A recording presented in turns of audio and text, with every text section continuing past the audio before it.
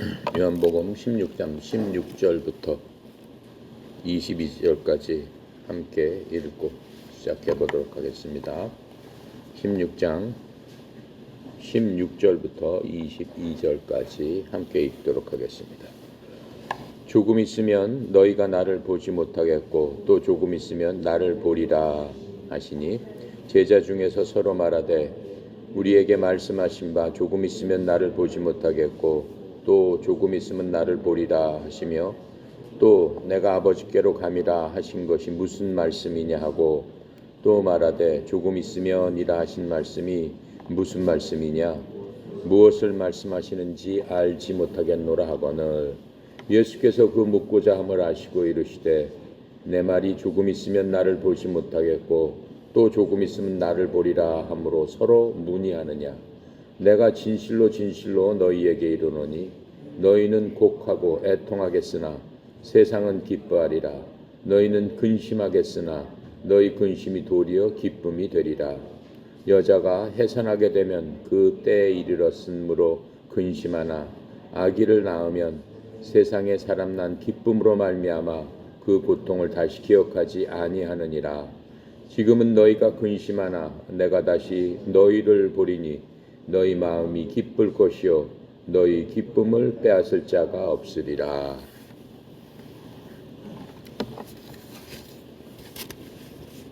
요한복음 16장에 이제 우리가 공부를 하고 있는데 16장에 보면은 주님께서 돌아가시기 이제 하루도 안 남았습니다. 몇 시간만 있으면은 돌아가셔야 될 그러한 때입니다. 근데 주님께서는 제자들이 주님을 따르고 주님을 바라보며 주님께서 메시아라고 생각을 하고 이제까지도 따라왔는데 이제 주님께서 이 땅에서 인간으로서의 죽음을 맞이하시게 되면 제자들이 따르던 그 메시아가 도무지 이제 혼란에 빠지게 될 것을 예수님께서는 아셔요. 메시아가 오시면은 이 땅에서 영원히 살고 영원히 이 땅을 통치하리라 라고 하는 구약의 말씀을 제자들은 너무나 잘 알고 있어요. 왜냐하면 이스라엘 사람들의 그 가장 큰 소망이 이스라엘을 영원히 통치하고 이스라엘을 온 민족 가운데서 으뜸으로 만들어 주실 분 그분이 메시아라고 하는데 구원자라고 하는데 그분께서 오시면은 모든 국민들을 행복하게 해줄 것이다 라고 하는 소망 가운데 1000년 이상을 바라보면서 살아온 사람들이란 말이에요. 그런데 이제 본인들이 생각했던 주님 바로 메시아라고 생각했던 그분이 제자들한테 말씀을 하시는 겁니다.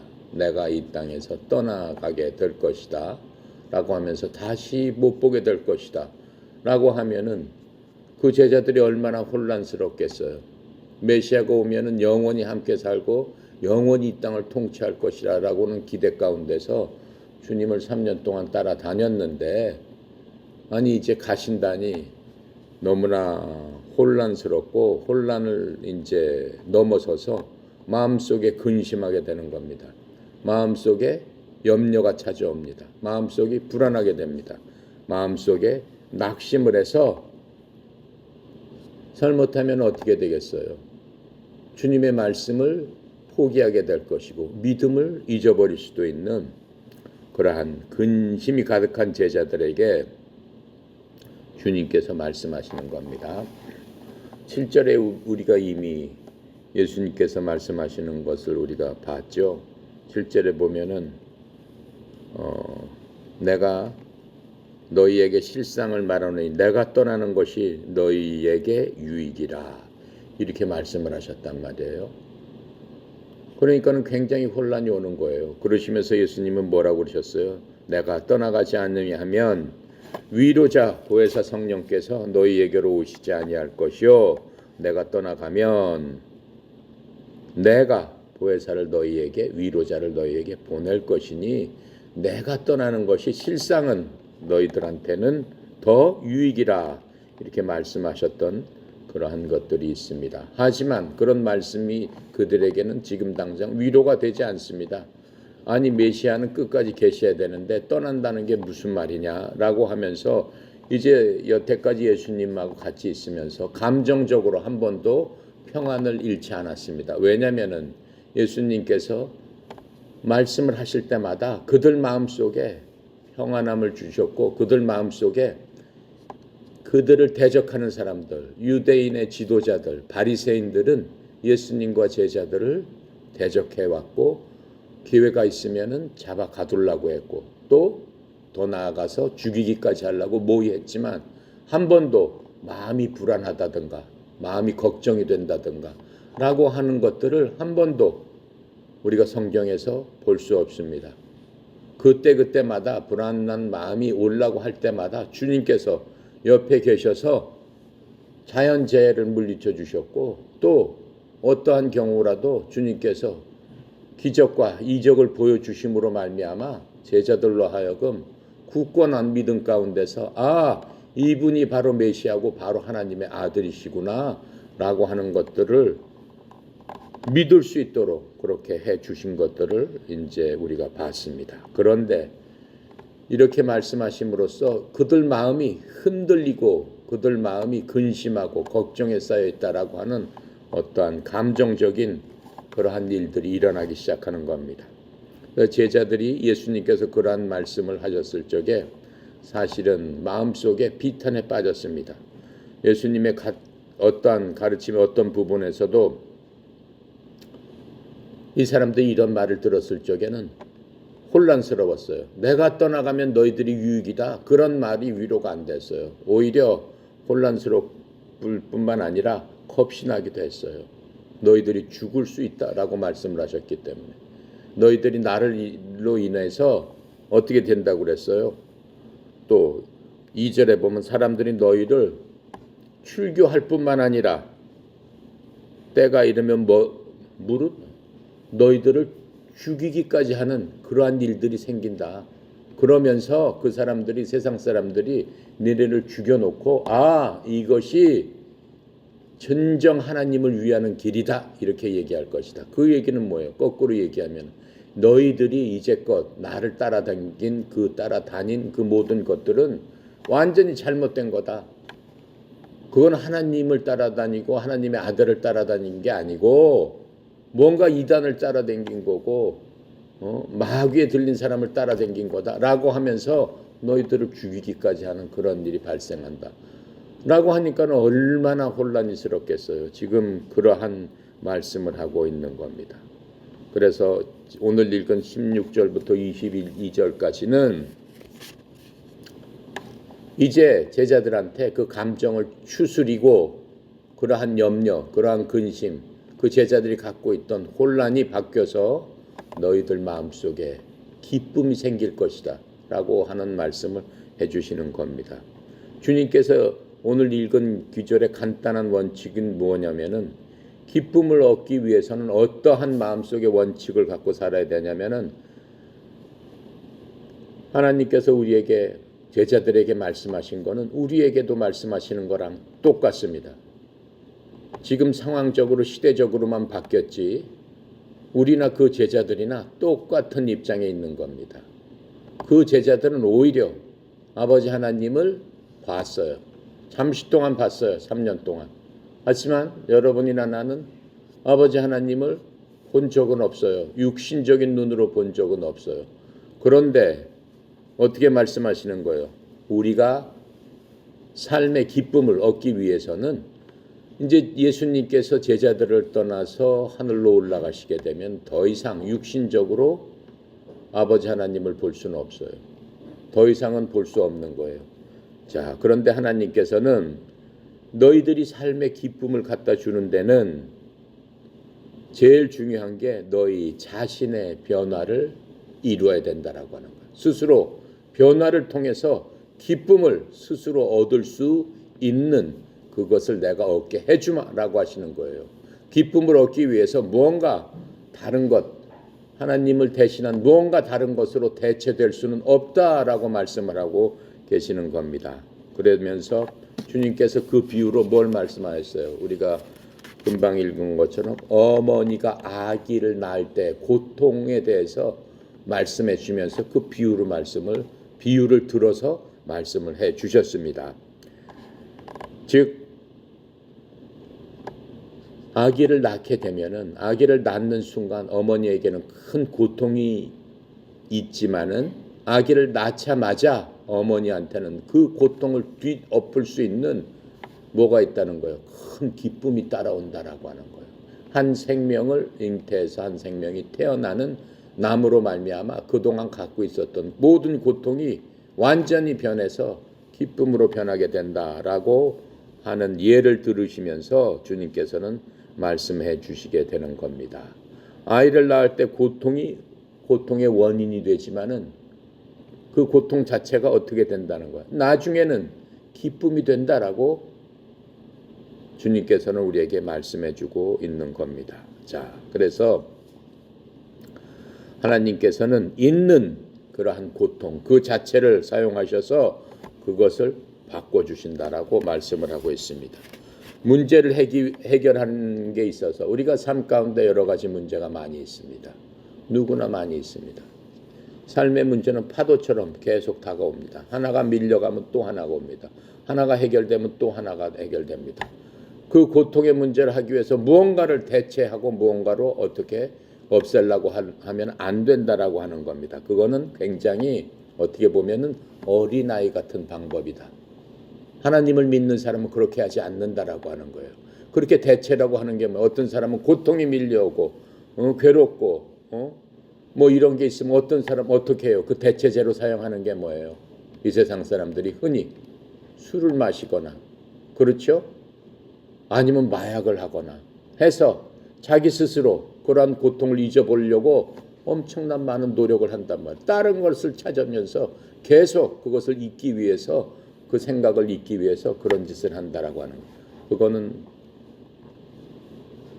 하나님의 방법이 아니다라고 하나님 말씀해 주고 계시는 겁니다. 오직 어떻게 해요? 트랜스포메이션, 변화가 되어야 된다라고 하는 거예요. 마음의 변화를 받음으로 말미암아 믿음으로써 그것을 이길 수 있도록 주님께서는 사람들에게 알려주셨다라고 하는 거예요. 근데 그게 하나님의 방법이고 영적인 방법이에요.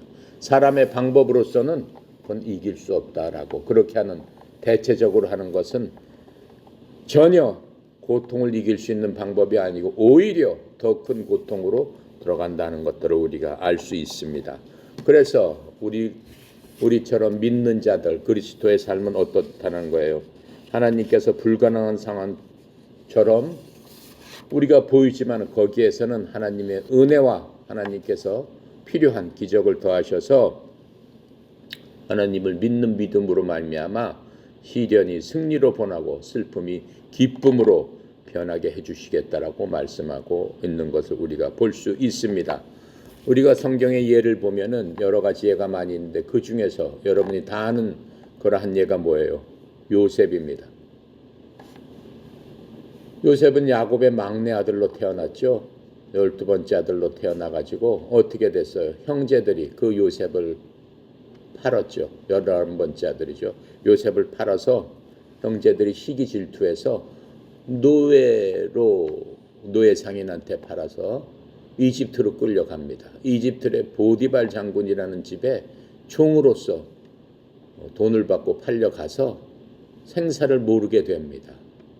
그 후 20년 정도가 지나서 어떻게 돼요? 요셉이 이집트의 총리가 됩니다. 요셉의 그 역경을 보면 어때요? 노예로 팔려간 다음에 보디발 장군 집에서 어떻게 돼요? 감옥에 갇히게 되잖아요. 감옥에 갇혀서 죄인으로 있다가 하나님을 믿는 믿음 하나만 붙잡고 있을 적에 요셉이 변해서 어떻게 돼요? 높은 자리까지 올라가는 그러한 상황을 우리가 보게 됩니다. 시편에 보면 하나님께서는 뭐라고 그래요? 믿는 자한테는 바위가 되시고 그렇죠? 구원자가 되시고 생명이 되시고 하나님이 되시고 믿는 자한테는 하나님이 높은 망대다 이렇게 말씀하셨어요. 믿는 자한테는 하나님께서 방패가 되어주시겠다라고 얘기했어요. 고난을 피하기 위해서 다른 짓을 한 게 아니에요. 오직 고난 가운데서도 고난을 받아들이면서 믿는 그 모든 것들을 통해서 하나님께서 고난을 통해서 축복해 주시리라. 왜? 하나님의 자녀이기 때문에. 나는 아버지를 믿습니다 라고 하는 믿음 하나로 그렇게 변하게 해주신다라고 하는 것들을 알 수 있습니다. 그것뿐만 아닙니다. 성경에 다윗을 보면은 사울의 왕으로 골리앗을 죽인 다음에 어떻게 됐어요? 사울이 어린 다윗을 자기 사위로 삼았습니다. 그런데 어떻게 해요? 다윗이 지혜롭고 용맹스러우니까 장인이 사위를 시기 질투해서 죽이려고 합니다. 다윗은 13년 동안 장인을 피해서 도망 다니면서 엄청난 고통을 받았어요. 그렇지만 어때요? 그 고통을 통해서 하나님께서 다윗을 왕으로서 만들어 주시는 그러한 과정임을 우리가 알 수 있습니다. 하나님께서는 다윗을 통해서 그 고난 가운데 시편을 짓도록 말씀해 주셨어요. 시편에 보면은 고난에 대한 얘기들이 거의 다 줄줄이 있어요. 매일매일의 시편 가운데 보면은 다 고난이 있어요. 하지만 그 고난 가운데서도 하나님을 원망한 적이 하나도 없어요. 그 시편을 보면 맨 처음에는 내가 너무 힘듭니다. 그랬다가 주께서 나한테 힘을 주시니 제가 감사합니다. 나중에는 내가 하나님을 찬양합니다. 시편은 다 그렇게 끝납니다. 그러니까 한 마음이 그렇게 변화되는 것을 볼 수 있어요. 뭘 할 적에 내가 고통을 하나님 앞에 맡기고 의지하고 주님께서 이 고통을 통해서 나를 고통까지도 나를 하나님의 백성입니까? 하나님의 아들이니까 아들을 다듬도록 아들을 필요한 것들을 제거하는데 사용해 주시도록 이 모든 것들을 사용해 주시는구나 라고 하나님 앞에 감사했을 적에 하나님께서는 다윗이나 요셉을 통해서 높은 망대로 이끌어 주셔서 민족을 이끄는 지도자들로 다 세워주신 것들을 우리가 볼 수 있습니다. 그래서 16절에 보면 조금 있으면 너희가 나를 보지 못하였고 다시 조금 있으면 너희가 나를 보리니 내가 아버지께로 가기 때문이라 라고 말씀하셨습니다. 제자들은 이거 이해를 못해요. 이게 무슨 수수께끼 같은 얘기인가 라고 얘기를 못합니다. 조금 있으면 늘 두 번이나 얘기해요. 조금 있으면은 나를 보죠. 또 조금 있으면 나를 본다. 조금 있으면이라는 게 나를 보지 못하는 건 어떤 거예요? 이제 몇 시간 후만 있으면은 제자들하고 같이 있다가 잡히셔서 처형당해서 묻혀버리는 거죠. 무덤에 묻혀버리시는 거예요. 그러니까는 볼 수가 없는 거예요. 이 땅에선 더 이상. 그 말씀을 하고 또 조금 있으면은 어떻게 돼요?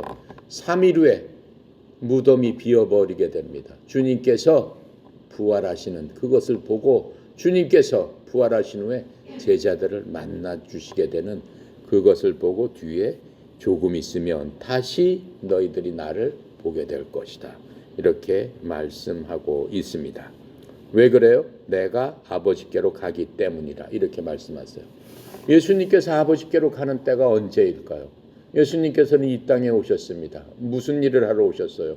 아버지의 일을 내가 이 땅에서 하기 위해서 왔노라. 나는 내 일을 하러 온 것이 아니요 아버지께 보냄을 받은 거고 내가 말하는 거나 하는 일이나 모든 일은 바로 아버지의 일이다. 이렇게 말씀하셨어요. 그러면서 나는 바로 하나님이다 라고 말씀하신 거예요. 그러니까 그 하나님인 예수님께서 이제 아버지께로 간다라고 말씀하시는 거예요. 간다는 건 뭐예요? 오신 건 왜 오셨어요? 아버지의 일을 하려고. 가는 건 뭐예요? 이 일을 끝마쳤기 때문에 이제는 모든 일을 끝마치고 아버지께로 가는 그 때가 됐기 때문이다라고 말씀하시는 거예요. 그러시면서 조금 있으면 너희가 나를 보리라 하시는 말씀은 단순히 그냥 눈으로 본다라고 하는 의미가 아닙니다. 주님께서 이제 고난 받으시고 죽으신 것을 본 사람들은 조금 있으면 부활하신 하나님의 영광을 보는 거예요. 여러분이 분명히 누가 묻혔는데 땅에 묻힌 걸 다 매장하는 걸 다 보고 다 장사 지냈는데 조금 있으면 그 매장지에서 다시 일어나서 그분이 나오는 것을 보면 어떻겠어요? 마음이 두렵고 놀라고 떨리지 않겠어요? 돌아가신 분 온몸이 찢어져 가지고 피를 흘려 가지고 만신창이가 돼서 숨이 다 끊어진 그분이 멀쩡한 몸으로 다시 태어나서 다시 살아나서 우리 앞에 온다면 어떻겠어요? 정말로 두렵고 떨리고 하나님 앞에 그것을 본 사람은 영광을 돌릴 수밖에 없죠. 왜? 죽으신 분을 살리신 그분 창조주 하나님께 하나님하고 엎드릴 수밖에 없는 그런 거다라고 하는 거예요. 우리가 머릿속으로 그림만 그려봐도 우리 스스로 그 앞에서 엎드릴 수밖에 없는 거예요. 그분을 앞에 엎드리면서 어떡하겠어요? 살아계신 하나님을 찬양합니다 라고 하는 말이 그냥 나올 수밖에 없는 거예요. 보리라 라고 하는 얘기는 하나님의 영광. 이 성경은 그냥 이렇게 단순하게 써 있지만 여러분들이 그 모든 것들을 마음속에 깊이 생각하고 묵상하면서 그 마음속에 그것을 여러분의 것으로 받아들일 적에는 그러한 생각들이 나올 수밖에 없다라고 하는 거예요. 그래서 보리라 하는 거는 그냥 본다는 것보다는 돌아가신 주님을 우리가 봄으로 말미암아 그 영광이 우리들의 영광이 된다. 우리가 주님을 보면서 찬양할 수밖에 없는 그런 거다라고 하는 거예요. 그래서 성경책 뒤에는 찬송가가 붙어 있는 겁니다. 예수님의 그 영광은 이루 말할 수 없는 거죠. 그렇죠? 우리 사람처럼 오셨다가 부활하신 그 주님, 우리가 이제 조금 있으면 볼 테지만 예수님의 몸이 엉망진창이 돼가지고 완전히 찢겨진 그분이 어떻게 도로 멀쩡하게 살아나셔서 우리 앞에서 우리에게 말씀을 해주시냐라고 하는 거예요. 그거 자체만 해도 정말 두렵고 떨리는 일이고 그거 자체만 해도 우리가 하나님 앞에 엎드릴 수밖에 없는 그러한 영광이다라고 제자들한테 지금 말씀하고 계시는 거예요. 그래서 예수님께서 네가 나를 보리라, 다시 보리라. 그 안에는 내 영광뿐만 아니라 너희들이 나를 봄으로써 너희의 영광도 아버지께 나타나게 되리라 라고 하는 것들을 말씀하고 계시는 겁니다. 자, 그래서 지금 이것은 뭐예요? 믿는 자들을 영광에 들어갈 수 있도록 우리처럼 하나님 앞에 영광에 들어갈 수 있도록 하시는 예수 그리스도의 대역사인 겁니다. 이제 그렇게 말씀하시면서 주님께서 죽으시고 부활하신 후 아버지께 가시는 것을 본다는 것은 히브리서 2장 10절에서 이렇게 설명을 하고 있어요. 자신을 위해 모든 것을 존재하게 하시며 요한복음 1장에서 우리가 봤어요. 처음에 말씀이 계시고 처음에 말씀이 계시고 그렇죠? 말씀이 하나님과 함께 하시고 그 말씀이 하나님이셨더라라고 하시면서 그 말씀으로 모든 만물이 창조되었더라 라고 말씀하고 계시는 것들을 우리가 요한복음에서 봤어요. 그건 뭐예요? 창세기 1장에 나오는 얘기잖아요. 말씀으로 모든 것들을 창조하시느니라 하나님의 옴니사이언스, 전능하심을 나타내는 거예요. 창조주 하나님이라는 건 어떠한 파워를 갖고 있고 어떠한 능력을 갖고 계신다라고 하는 것을 그냥 창세기 1장에서는 딱 얘기를 하는 거예요. 그러니까는 믿는 사람의 믿음의 근본은 사실은 창세기 1장에 있어요. 창세기 1장을 믿게 되면 모든 것을 다 믿는 것이고 창세기 1장을 못 믿게 되면 모든 것을 다 못 믿는 거예요. 왜 그래요? 하나님을 부인하는 거기 때문에 그런 거예요. 그래서 창세기 1장에 나오시는 그 말씀이 지금 히브리서 2장 10절에서 얘기를 하고 있는 거예요. 자신을 위해 모든 것을 존재하게 하시며 또 자신으로 말미암아 모든 것을 존재하게 하시는 그분께서 바로 그 말씀이신 예수님께서 많은 아들들을 영광으로 데려가시는 일에서 많은 아들들이 뭐예요? 우리를 얘기하고 있는 거예요. 믿는 아들들, 믿는 자들을 아들들이라고 말씀하고 계시는 거예요. 여자나 남자나 성경에서는 다 아들들이라고 표현하시는 거예요. 많은 아들들을 어떻게 해요? 영광으로 데려가시는 일에서 그들의 구원의 대장을 고난들을 통해 완전하게 하심이 합당하도다 라고 하시면서 말씀이신 예수님께서 완전히 우리 인간의 몸으로 오셔가지고 인간의 고난을 완전히 다 체험을 하셨다라고 하는 거예요. 창조주 하나님께서 우리 인간을 만들었지만은 스스로 만든 인간을 보시면서 인간의 모습으로 오셔서 인간의 희노애락을 다 어떻게 체득을 하셨다라고 하는 거예요. 그렇죠? 그리고 또 히브리서 2장 9절에는 이런 말씀을 하고 있습니다. 다만 예수님을 보노라. 그분께서 죽음의 고난을 당하시려고 천사들보다 조금 낫게 되셨다가, 예수님께서 이 땅에 오셨을 적에는 천사도 하나님께서 만들으셨지만 천사보다는 낮게, 조금 낮게, 더 로우 클래스로 행동을 하셨어요. 왜 그래? 천사들은 영이니까, 육체가 없으니까 죽음을 당할 수가 없잖아요. 시간 공간을 막 초월해서 다니잖아요. 근데 예수님께서는 육신을 입었기 때문에 우리랑 똑같이 하셨어요. 예수님께서 그런 능력이 있지만 그런 능력을 한 번도 사용하지 않으셨다라고 하는 거예요. 왜 그래? 인간의 감정과 느낌과 상태와 모든 것들을 스스로 하나님께서 체험하시기 위해서 조금 낫게 되셨다라고 지금 여기서 말씀하고 계십니다. 그러면서 영광과 존귀로 관을 쓰신 것은 하나님의 은혜로 말미암아 모든 사람을 위하여 죽음을 맛보려 하십니다. 하나님은 죽지 않으시는 분이에요. 그러니까는 부활을 하셨죠. 그렇죠? 우리도 죽지 않은 존재로 만들어졌어요. 우리가 죽음이 온 거는 뭐 때문에라고 그랬어요? 죄 때문에라고 했어요. 100% 의로운 자는 죽을 수가 없습니다. 의롭다는 거는 죄가 없다는 거죠. 순수하다는 거죠. 절대적으로 정직하다는 게 의로운 겁니다. 그러니까 100% 의로운 사람은 죽질 않습니다. 왜 그래? 하나님께서 그렇게 인간을 만들어 놓으셨기 때문에 결코 죽을 수 없어요. 그런데 인간이 오염되면서 하나님께서 원하시는 하지 않는 그런 인간이 되어버렸다라고 하는 거예요. 그 인간을 구출해 주기 위해서 하나님 스스로 오염된 인간의 그 모습으로 오셨다라고 얘기하는 거예요. 오셨지만은 하나님 자신은 어때요? 예수님은 100% 인격적으로 의로우신 분이에요. 의로우신 분은 죽을 수 없어요. 그러니까는 부활하실 수밖에 없어요. 죽을 수밖에 없는 그런 상황이다라고 얘기하는 거예요. 자, 그렇게 하면서 이제 주님께서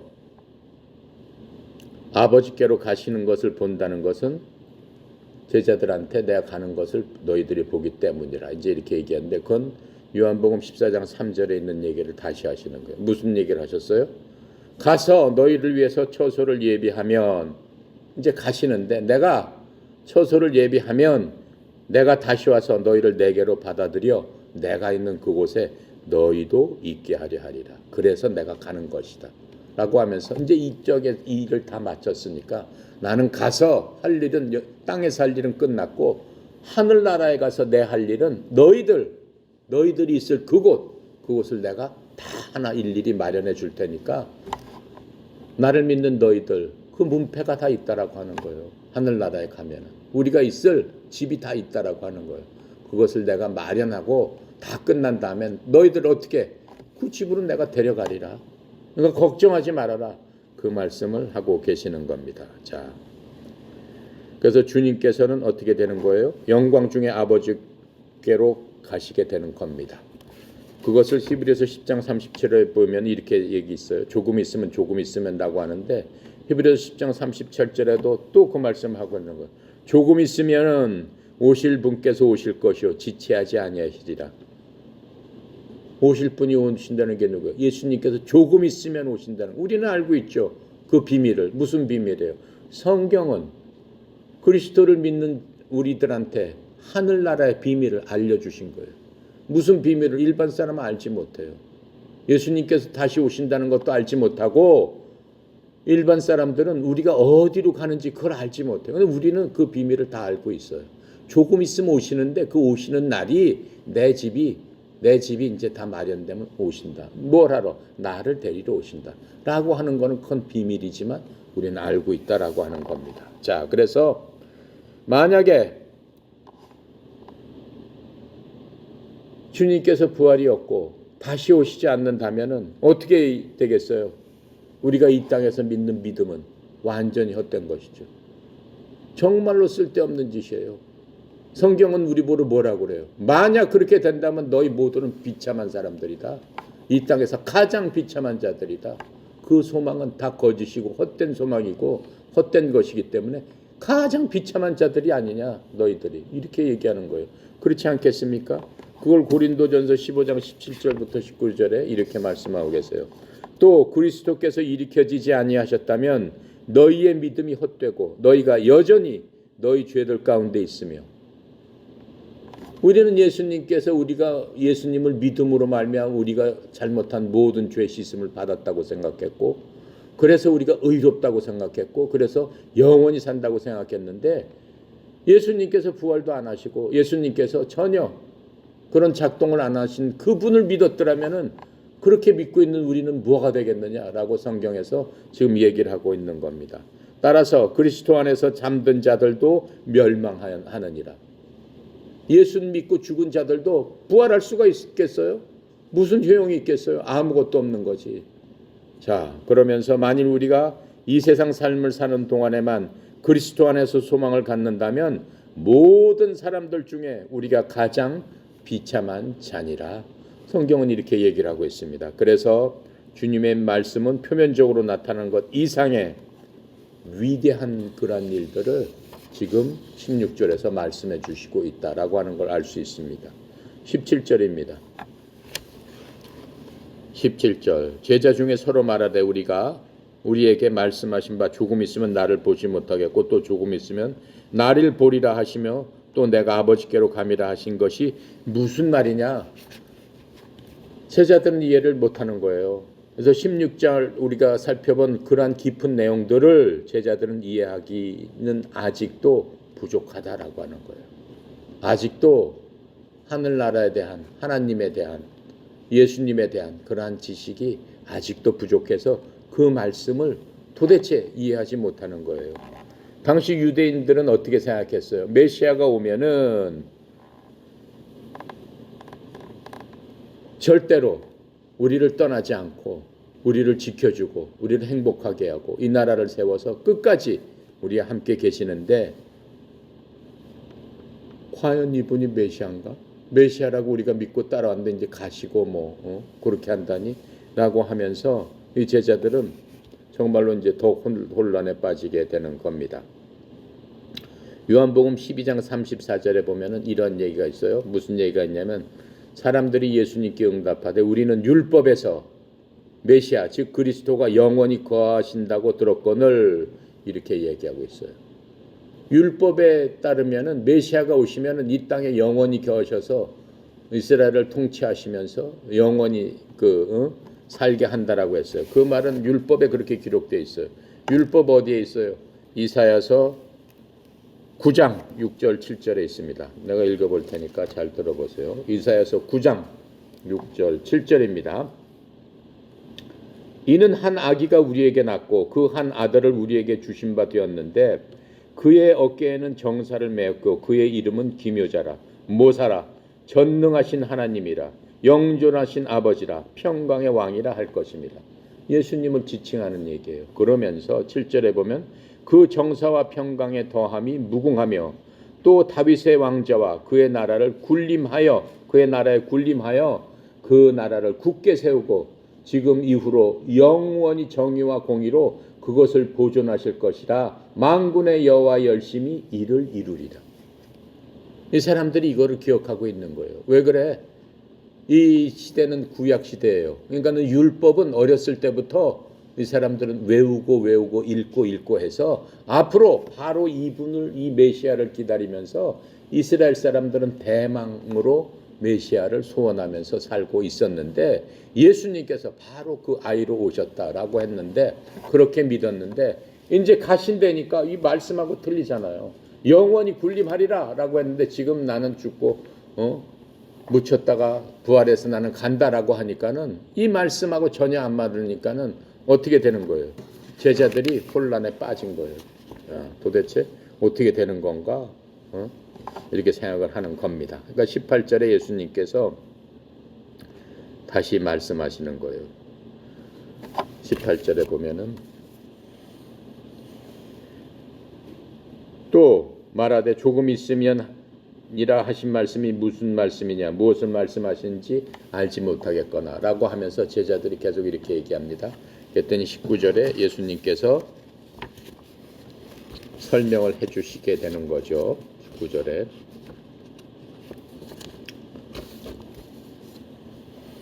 예수님께서 그 묻고자 함을 아시고 제자들 마음속에 이제 그 뭐 도무지 혼란이 있어가지고 그 이해가 안 되는 거예요. 근데 예수님께서는 그것을 아시고 이르시되 내 말이 조금 있으면 나를 보지 못하겠고 또 조금 있으면 나를 보리라 함으로 서로 문의하느냐. 너희들이 서로 헷갈려서 도대체 이게 무슨 말씀인가? 라고 하면서 이제 중얼중얼 거리니까 그것을 아시고 말씀하시는 거예요. 조금 있으면이라는 얘기는 예수님께서 조금 있으면이라는 얘기는 몇 가지 의미가 있습니다. 성경적으로 보면은 조금 있으면 하면은 너희가 다시 나를 보리라 부활하신 예수님을 볼 뿐만 아니고 교리적으로 볼 적에 이 성경학적으로 볼 적에는 앞으로 무슨 일이 있어요. 조금 있으면 그 조금 있으면 여러분이나 나도 아직 보지 못한 조금 있음이에요. 근데 조금 있으면 일이 일어난다고 했어요. 예수님께서는 그게 예수님 돌아가신 후가 2000년이 됐지만은 예수님한테는 조금 있으면이에요. 성경은 뭐라고 해요? 시간이라는 건 하나님께서 만드신 거예요. 24시간 하루 우리는 그 시간 위에서 살고 있어요. 나이가 몇 살이 됐다 몇 됐다 우리는 그 시간을 갖고 그 개념을 갖고 우리는 살고 있어요. 근데 시간이라는 개념 자체도 하나님께서 만드시고 인간을 그 시간 위에서 살게 만들어 놨다라고 하는 거예요. 근데 하나님께서 말씀하시는 하나님의 시간 개념은 뭐라고 말씀하고 계시냐면 나에게는 1000년이 하루 같다 이렇게 말씀하셨어요. 그럼 예수님께서 이 세상을 6000년 전에 만드셨는데 6000년? 하나님한테는 6000년? 6일밖에 안 지났구나. 그렇게 생각하신다라고 얘기하는 거예요. 그러니까는 예수님께서는 그 모든 것들이 시간 개념으로서는 조금이에요. 눈 깜빡할 사이예요. 그러니까는 예수님께서 말씀하시는 조금 있으면 또 나를 보리라. 그거는 앞으로 우리한테 비밀로 알려주신 그 성경에 의하면은 조금 있으면은 주님께서 말씀하시는 그 언젠가 이 땅에 대환란이 일어난다라고 하는 거예요. 7년 동안 이 땅에 대환란이 일어나게 된다. 전 세계 지금으로 따지면은 그 성경에는 핵폭탄들이 막 미사일들이 막 그 대륙과 대륙 사이를 그 왔다 갔다 한다라고 했어요. 불 같은 것들이 바다를 건너 대륙과 지금은 갈 수 있죠. 그렇죠? 북한에서 쏘면 알라스카까지 갑니다. 이북에서 쏘면은 그 미국 뭐 본토까지 갈 수 있습니다. 그런 것들이 이 전 세상에서는 미국, 일본 뭐 이 핵들을 갖고 있는 나라를 다 따지면은 수천 개를 갖고 있어요. 그런 것들이 날아들기 시작하면은 전 세계는 불바다가 되는 거는 1시간 내에 싹 다 불바다가 될 수가 있어요. 성경은 그 얘기를 하고 있습니다. 그게 대환란의 시기다라고 얘기하고 있어요. 대환란의 시기에 전 세계 배가 3분의 1이 바로 다 없어져 버리고 각 나라에 전쟁이 시작되고 민족과 민족이 일어나고 처처의 기근과 산사태와 엄청난 일들이 이 땅에 일어나 가지고 인간의 몇 분의 몇이 한꺼번에 다 죽는다라고 돼 있습니다. 그게 조금 있으면 일어날 일이다라고 성경은 분명하게 말씀해 주시고 그게 이 땅에 7년 동안 시작될 대환란이다. 대환란 때는 어떻게 되느냐? 조금 있으면 너희들이 나를 볼 것이다. 그게 대환란인데 대환란 때 제자들한테는 조금 있으면 날 볼 것이다 라고 얘기하세요. 전쟁 중에 본다는 얘기예요? 아니잖아요. 너희 마음속에 기쁨이 있다라고 했잖아요. 기쁨을 잃지 않을 것이라고 했잖아요. 전쟁 가운데 무슨 기쁨이 있어요? 핵폭탄이 일본에 떨어졌습니다 라는데 무슨 기쁨이 있겠어요? 이 땅에 사는 사람들이. 소망이 없죠. 다 절망 가운데 살게 되는 것. 그런데 예수 제자들한테는 기쁨이 있다라고. 왜? 예수님을 보기 때문에. 전쟁 중에 아니에요. 믿는 사람들한테는 7년 환란이 이르기 전에 예수님께서 뭘 하신다는 거예요. 내가 하늘나라에 가서 아버지의 집에 가서 아버지의 너희 거할 곳을 마련한 다음에 너희를 데려오리라. 데려올 적에 7년 이 땅에서는 7년 환란이 일어나고 우리는 데려감을 받는다라고 하는 거예요. 그러니까 우리한테는 기쁨이 있는 거예요. 이 땅하고는 상관이 없어요. 7년 대환란하고는 우리하고는 사실은 믿는 사람하고는 상관이 없다라고 성경은 말씀해 주고 있는 거예요. 그래서 이 7년의 대환란 기간을 교리적으로는 또 말씀을 해주고 계시는 겁니다. 그래서 주님께서 잠시 후에 자신에게 있게 될 십자가의 처형, 부활, 그리고 승천에 대한 말씀으로 하시면서 한편으로는 예수님의 재림에 관해서 그렇게 말씀해 주시고 있는 겁니다. 왜 재림에 대한 그런 얘기를 하냐? 21절에 보면 그 근거가 있는 거예요. 뭐라고 써 있어요? 여자가 해산하게 되면 그때가 이르렀으므로 근심하나 아기를 낳으면 세상 사람이 난 기쁨으로 말미암아 그 고통을 다시 기억하지 않느니라. 해산의 고통, 진통 이런 말들이 성경에 나오면은 예수님의 재림에 관한 날들을 하실 때마다 주님께서 사용하신 말들이 여자의 해산의 고통과 진통 이런 말씀을 해주시고 계세요. 어디에 나오냐면 데살로니가전서 5장 1절부터 3절에 이렇게 말씀하세요. 그러나 형제들아 그 때와 그 시에 관해서는 내가 너희에게 쓸 필요가 없느니 주의 날이 도적같이 이르는 줄 너희 자신이 완전히 아느니라. 주의 날, 재림하시는 날을 얘기하는 거예요. 주의 날. 그러면서 뭐라고 그래요? 그들이 평안하다, 안전하다. 그들이 뭐예요? 이 세상 사람들이. 예수 믿지 않는 사람들이. 야, 세상에 평화가 왔구나. 우리서 이제 안전하게 서로 잘 살면 됐구나. 하고 말할 그때 아이 벤 여자에게 해산의 고통이 임하는 것 같이 갑작스러운 파멸이 이 세상에 임하나니 그들이 피하지 못하리라. 그게 바로 7년 환란이 임하는 그 순간이 그렇다라고 말씀하고 있는 겁니다. 자, 그래서 19절에 이제 예수님께서 제자들의 그런 마음을 아시고 너희끼리 문의하느냐 너희끼리 그렇게 우왕좌왕하느냐 이렇게 말씀하십니다. 제자들은 그 말씀을 도저히 이해 못합니다. 우리는 이 신약시대 제자들보다 훨씬 나은 지혜를 주셨어요. 왜 그래? 신약시대 때 이 제자들은 요한계시록을 못 봤어요. 바울이 쓴 그 서신서도 보지 못했어요. 그러니까 실질적으로 예수님인 하나님께서 직접 말씀을 해주셨지만은 제자들의 그 수준 자체가 어린아이 같았기 때문에 바울이나 요한이 나중에 요한계시록 죽기 전에 쓴 그것까지도 제자들하고 있을 적에는 알려주시지 않았다라고 하는 거예요. 그렇죠? 어린아이에게 어떻게 맨 처음 난 아이들한테는 뭘 먹인다고 했어요? 젖을 먹일 수밖에 없다라고 했어요. 어린아이들한테 고기를 주면 그 애가 성장을 할 수 있겠어요? 배탈이나 성장 못하죠. 근데 지금 우리한테는 고기뿐만 아니라 아주 단단한 음식까지도 마른 음식까지도 딱딱한 음식까지도 모든 것들을 우리한테 다 알려주셨다라고 하는 거예요. 그게 하늘의 비밀이에요. 그러니까 우리가 지금 이 제자들보다 훨씬 많은 하나님의 비밀을 알고 있는 그런 것들이죠. 자, 근데 20절부터 22절까지 말씀을 하시는데 그 말씀은 제자들한테는 더욱더 어려운 얘기가 되는 거예요. 20절에 뭐라고 말씀하셨어요? 내가 진실로 진실로 너희에게 이르노니 너희는 곡하고 애통하겠으나 세상은 기뻐하리니 너희는 근심하겠으나 너희 근심이 도리어 기쁨이 되리라. 이렇게 말씀하셨어요. 그 무슨 말씀이세요? 이 말씀은 역사적인 사실로 바로 이제 그 나타나고 교리적으로도 이제 적용이 되는데 예수님을 따르는 자들은 애통을 해요, 안 해요? 애통할 수밖에 없죠. 예수님 십자가에 돌아가셨을 때 다들 그 밑에서 애통했어요. 근데 대부분의 세상 사람들은 어때요? 좋다고 박수 쳤단 말이에요. 십자가 돌아가시는 거 보고 잘 죽었다. 왜 그래? 모든 세상 사람들이 모든 그 이스라엘 사람들이 예수님 죽는 걸 갖다가 환영을 했잖아요. 로마 사람들은 어떻게 하려고 그랬어요? 빌라도가 놓아주려고 했죠. 빌라도는 내가 아무리 생각해도 이 예수라는 사람은 법으로 따져봐도 이 죽일 만한 일이 아니다. 근데 백성들이 뭐라고 그래? 예수를 놓아주면 우리가 반란을 일으키겠다라고 해서 겁박을 해서 결국은 예수님을 강제로 죽이게끔 한단 말이에요. 그러니까는 어떻게 해요? 예수님 돌아가셨을 적에 제자들은 애통하지만 세상은 기뻐합니다. 그게 바로 예수님 돌아가시자마자 주님 말씀하신 게 역사적인 사실로 드러나게 되는 겁니다. 그래서 교리적으로는 내가 금방 얘기했던 것, 대환란이 아직까지도 지금 있지 않기 때문에 아직 이루어지지 않은 겁니다.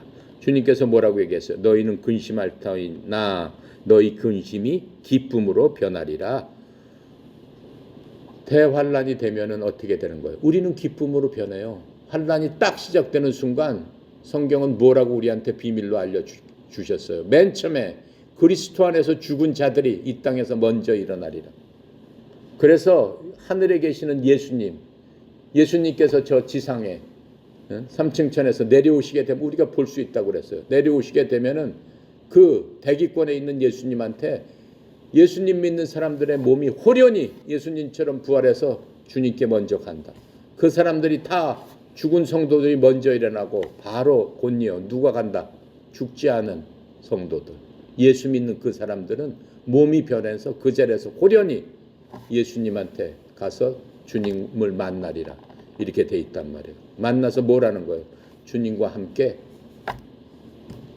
상 받을 사람은 상 받고 주님과 함께 7년 동안 하늘에서 혼인잔치를 하리라 라고 얘기했어요.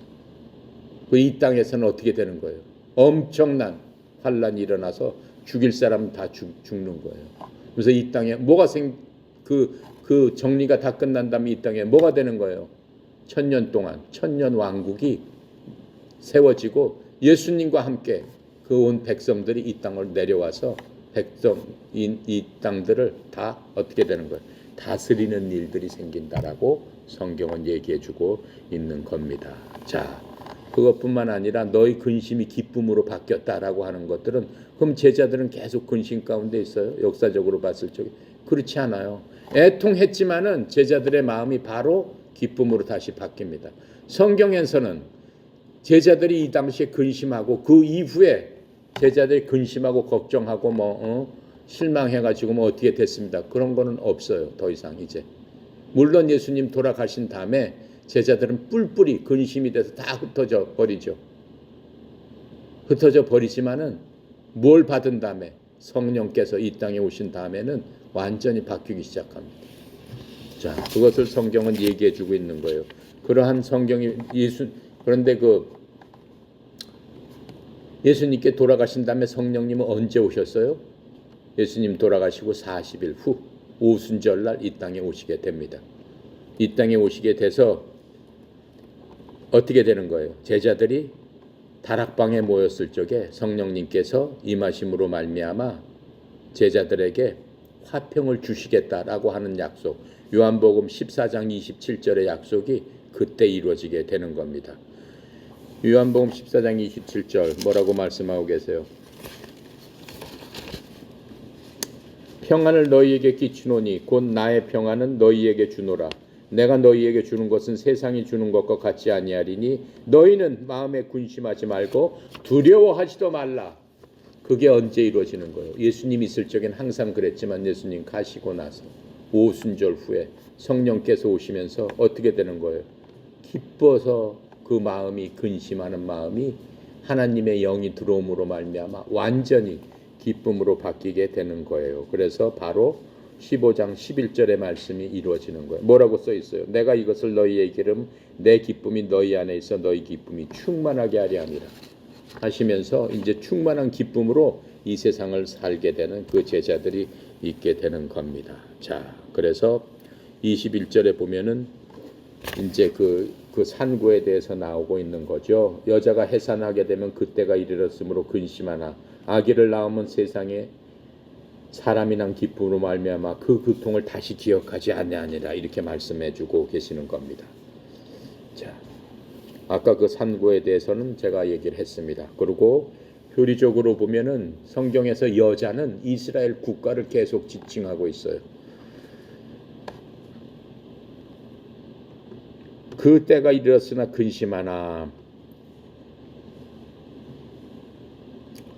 이 21절에 보면 여자가 상고를 없으면 자기 때가 이르렀으므로 근심하거니와. 그건 무슨 얘기냐면은 이거 좀 어려운 얘기인데 자기 때라는 거는 이 역사적으로 보면 여자를 이스라엘이라고 비교했을 적에 자기 때다라고 하면은 성경에서 말하면 야곱의 고난의 때를 얘기하는 겁니다. 야곱의 고난의 때, 야곱이 이스라엘이잖아. 이스라엘의 고난의 때가 언제예요? 바로 대환란 때예요. 이스라엘 사람들은 굉장히 처참하게 사실은 환란의 때에 굉장한 고통을 받습니다. 이스라엘 사람 중에 많은 사람들이 환난 가운데 죽습니다. 회개하지 않고 돌아오지 않고. 그리고 결국 예수님을 죽인 게 뭐예요? 이스라엘 사람들이에요.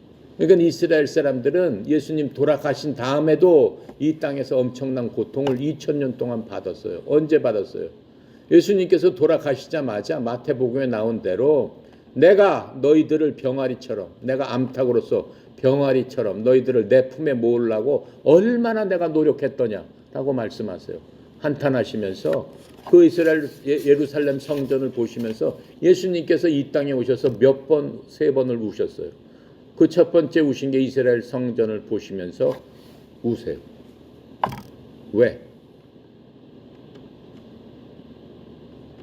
이스라엘이 망하는 거를 예수님께서 너무 가슴 아파 보이시면서 그 성전을 보시면서 우세요. 언제 망해요, 이스라엘이? 예수님이 십자가에 돌아가시고 40년 후에 이스라엘은 완전히 망합니다. 예수님께서 얼마나 가슴이 아팠겠어요? 자기 민족인데. 그러면서 이스라엘이라는 나라는 이 지구상에서 없어졌어요. 언제까지 없어졌어요? 없어요, 이스라엘이라는 나라는. 예수님 돌아가시고 40년 후에 예수님이 예언한 대로 그냥 없어졌어요. 근데 예수님께서 뭐라고 했어요? 내가 이스라엘을 다시 모으리라. 마지막 때 이렇게 말씀하세요. 언제 모았어요? 2차 세계대전 끝난 다음에. 언제요? 1948년 6월 달에 이스라엘을 다시 모았어요. 그 하나님의 뜻이에요. 누가 모았어요? 유엔에서 결정을 한 거. 영국이 주도적으로 해서. 2000년 만에 나라가 생긴 거예요. 그러니까 성경은 틀린 게 하나도 없어요. 그래서 2000년 동안 어떻게 된 거예요? 이스라엘 사람들은. 디아스포라라는 얘기 들어봤죠? 전 세계에 흩어져서 뿔뿔이 전 세계에 다 흩어져가지고 유태인 그 마을을 이루면서 근근히 살았어요. 천대 받으면서. 그렇죠? 막 천대 받으면서 살았잖아요. 미국으로 간 사람들, 유럽으로 간 사람들, 러시아 간 유태인들, 중국으로 간 유태인들. 하지만 나라는 없었단 말이에요. 자, 그렇게 하시는 것들을 주님께서 말씀하고 계세요. 그래서 이스라엘이 대환란을 이스라엘은 또 통과해야 돼요. 다시 한번. 저 지금 이스라엘 땅에 있지만은 이제 다 모여들잖아요. 그래서 지금 몇백만 명이 전 세계에서 다 모여들어서 나라를 이뤘잖아요. 하지만 그 사람들은 결국은 하나님을 죽였기 때문에 다시 한번 대환란 때 고통을 받게 되는 거예요. 성경은 분명히 뭐라고 얘기했어요? 대환란 때 너네들 대환란 때 살아남은 사람 중에서 이스라엘 그 몇백만 명 민족 중에서 12지파에서 120명씩 14만 4천 명밖에는 구원받지 못한다라고 이미 숫자가 정해져 있다라고 하는 거예요. 나머지 사람들은 어떻게 해요? 환란 중에 죽든가 굉장히 비참한 꼴로 된다라고 하는 것들을 성경은 얘기해 주고 있습니다. 근데 우리는 어때요? 우리는 접붙여진 이방인들이에요. 이방인들인데도 불구하고 하나님의 경륜이 이방인한테 딱 옮겨졌어요. 하지만 천년 왕국이 세워지면 이스라엘 예루살렘 그 땅이 다시 중심지가 되는 거예요. 예수님께서 그 예루살렘 땅에 오셔가지고 그것들을 우리가 알 수 있습니다. 자, 22절에 마지막 절입니다. 뭐라고 말씀하세요?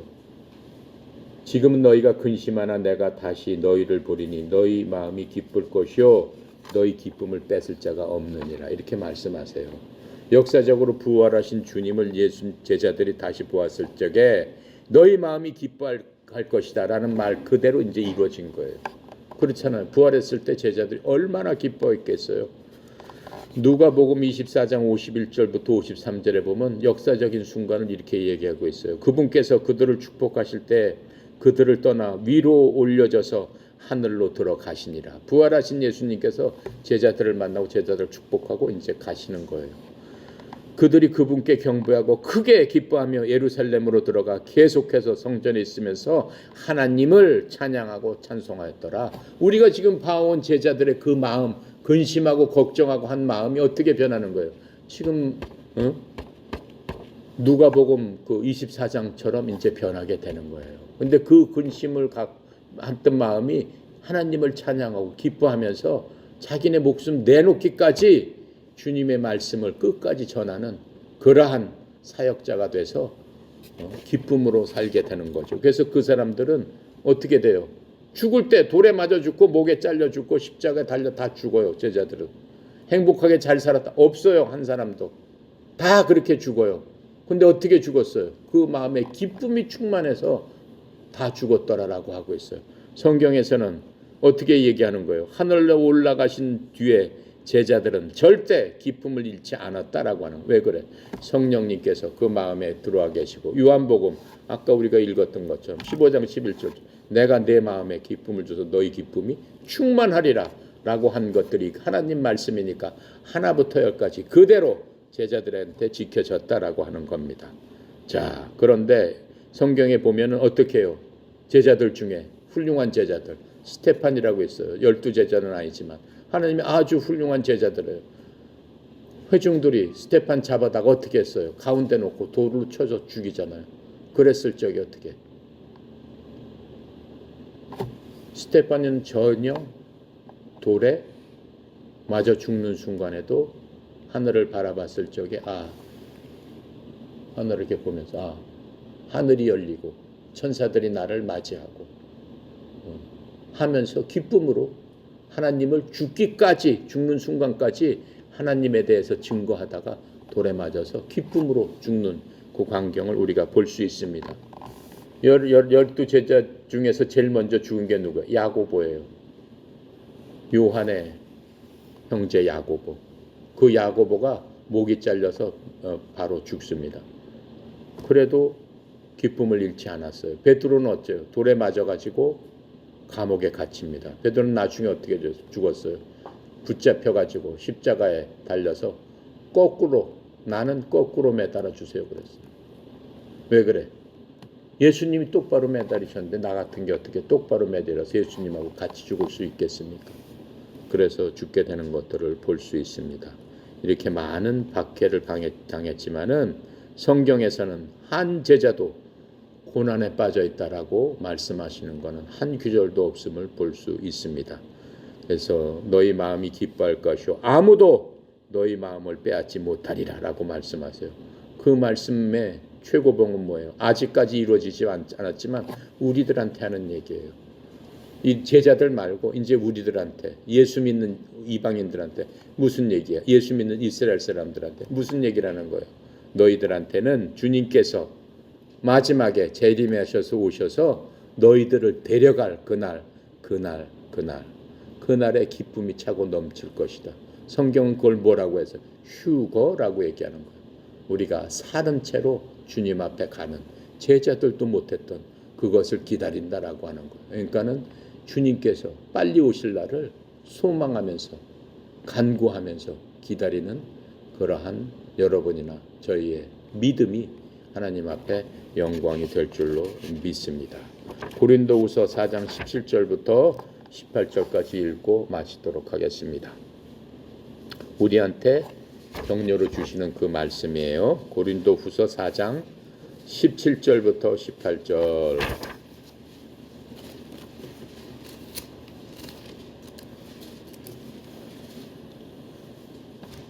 다 읽었죠? 다 찾았죠? 자, 17부터 18절 같이 읽습니다. 우리가 잠시 받는 환난에 경한 것이 지극히 크고 영원한 영광 중에 중한 것을 우리에게 이루게 함이니 우리가 주목하는 것은 보이는 것이 아니요 보이지 않는 것이니 보이는 것은 잠깐이요 보이지 않는 것은 영원합니다. 자, 기도하고 마칩니다. 감사하시고 거룩하신 하나님, 하나님의 은혜의 영광을 찬양합니다. 저희 이 시간도 주님 앞에 나왔습니다. 주님께서 제자들을 통해서 또 말씀을 통해서 저희들에게 친히 말씀해 주신 주님 감사합니다. 우리는 보이는 것으로 사는 것이 아니요 보이지 않는 것으로 사는 하나님의 제자답게 말씀이 우리 삶 속에 나침판이 되어서 좌로나 우로나 치우치지 않고 주님 말씀하시고 우리에게 가르쳐 주시고 우리에게 명령하신 대로 순종하며 매일매일의 삶을 승리하는 자로서의 삶을 살아가는 저희들 되기 원합니다. 아버지 하나님이여, 저희들은 참으로 이스라엘 사람도 아니고 이방인으로서 예전에는 이방인들은 지옥의 땔감이라고 했지만은 이제 예수님께서 이 세상 사람들을 다 사랑하시고 저희들을 지극히 사랑하시사 우리를 위해서 십자가에서 돌아가시면서 우리에게 부탁하신 그 모든 것들을 저희들이 깊이 깨달아 알 수 있는 그러한 믿음의 용사, 믿음의 자녀들 다 되도록 성령님께서 충만케 하여 주시옵시고 성령님께서 인도하신 대로 걷는 저희들 믿음의 사람 다 되도록 주님 축복하여 주시옵소서. 특별히 사랑하는 아들, 딸들 주님 앞에 고개 숙이고 주님 앞에 의지하고 주님 앞에 엎드려 싸우니 저들의 마음과 저들의 생각과 저들의 모든 것들을 하나님께서 주관하여 주셔서 주님이시오 반석이시오 또 생명이시오 또 하나님이심을 매 순간순간마다 고백하는 주의 종들로 삼아 주시옵소서. 전교에 흩어져 있는 많은 주의 종들 주님 축복하여 주시옵시고 삶의 현장에서 무슨 일을 만날지라도 주님 앞에 의지하고 의탁할 때 성령님께서 친히 인도하여 주시옵시고 위로하여 주셔서 그 마음속에 풍성한 삶의 자유와 평강을 누리게 하여 주시옵소서. 특별히 송영 이사장님 하나님 축복하여 주셔서 이 협회를 이 땅에 만들게 하시고 또 수많은 주의 백성들 불러 모아 주시고 함께 예배하고 주님의 말씀으로 굳건히 서게 하는 주의 종으로서의 삶을 하나님 축복하여 주셔서 하나님의 무한하신 자원을 흘려보내는 귀한 축복의 통로로서 사용하는데 부족함이 없도록 영육간의 강건함과 형통함으로써 채워 주시옵소서. 오늘도 모든 것 아버지께 의탁드립니다. 감사드리며 예수 그리스도 이름으로 기도드렸습니다. 아멘.